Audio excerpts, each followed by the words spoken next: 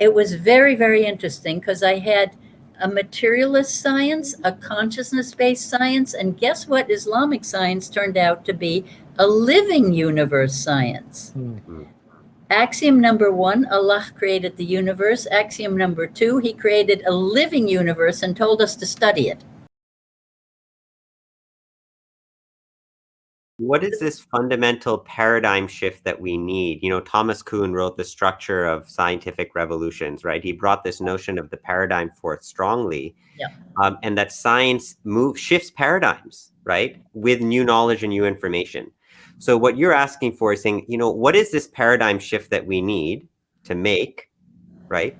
And how is that paradigm shift gonna happen? Like, how do we need to see or understand life in order to make that shift to maturation, right? And how would it affect how we deal with COVID? Yes, well, I love that question because I asked myself that question as a scientist.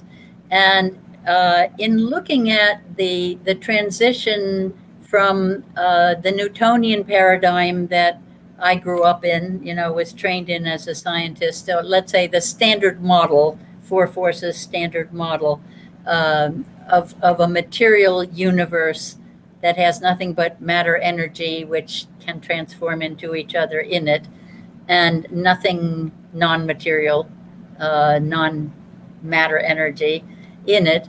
And then along came the quantum physicists, and they kind of cut through this whole world of matter and got clear down into consciousness, and they had no way to explain it. So because the story that they had been told about the meaningless, purposeless physical universe that had no meaning or purpose or consciousness or anything except as late emergent products of brains, way late in evolution, they looked to the Vedics of India, to Vedic science, which was a science based in a conscious universe, in order to explain how consciousness can change the material world, right? So in studying that, I decided to do a symposium on the foundations of science, because people don't recognize that you cannot make a theory in a vacuum. You can't make a theory about Earth without having some concept of what is an Earth or a cosmos, right? So there's a set of beliefs that science takes as facts that are the fundamental axioms of a science. That is the story. That is this is a non-living material, purposeless, meaningless universe running down by entropy, blah, blah, in which life fights against the stream of decay, of entropic decay, and life was called anti-entropic or non-entropic. I can't think of the term right now. Anyway, so I held a symposium, and the funder came up as a businessman in Japan, and he allowed me to fly in scientists from all over the world who had been trained in Western science but made the paradigm shift, because I wanted to formalize the paradigm shift by having these scientists write out the fundamental axioms of the old science and the new science, right? At the other side of the paradigm shift, the new science being rooted in quantum science. And we wrote those all out.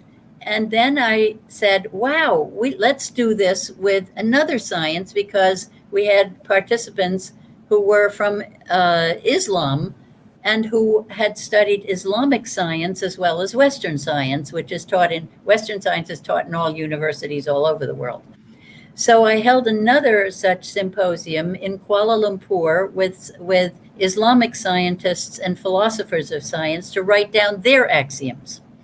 And when we distilled all of these, like hundreds of statements down, eventually into like 10 fundamental statements for each science, it was very, very interesting, because I had a materialist science, a consciousness-based science, and guess what Islamic science turned out to be? A living universe science. Axiom number 1, Allah created the universe. Axiom number 2, he created a living universe and told us to study it as a living universe. Whoopee! Now I wanted to do Taoist science in China. I haven't yet I've had several false alarms when I thought I had it funded, and I don't think it's going to happen in my lifetime because I'm getting to the end.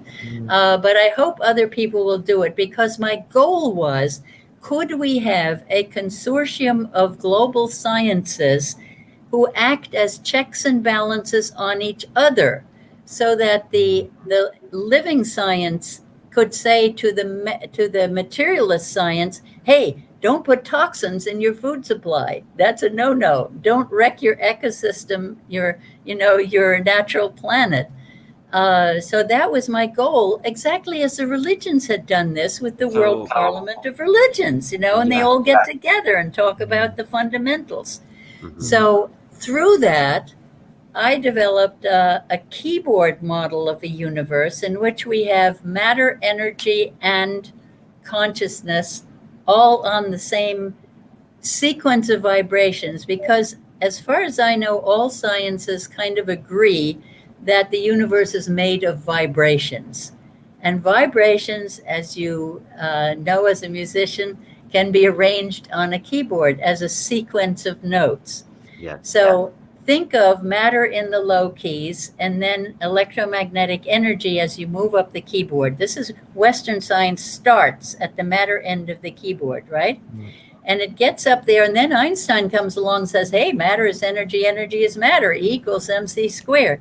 So we know that that's the same thing all the way up through energy. But because Western science says things are real only if they can be measured with physical instruments, our physical instruments get stuck. They can't measure mind and consciousness and spirit, those things up at the higher end of the keyboard. So look at the consciousness-based science, and it started at the other end of the same keyboard and derived the whole keyboard just by slowing the vibrations down. Isn't that interesting?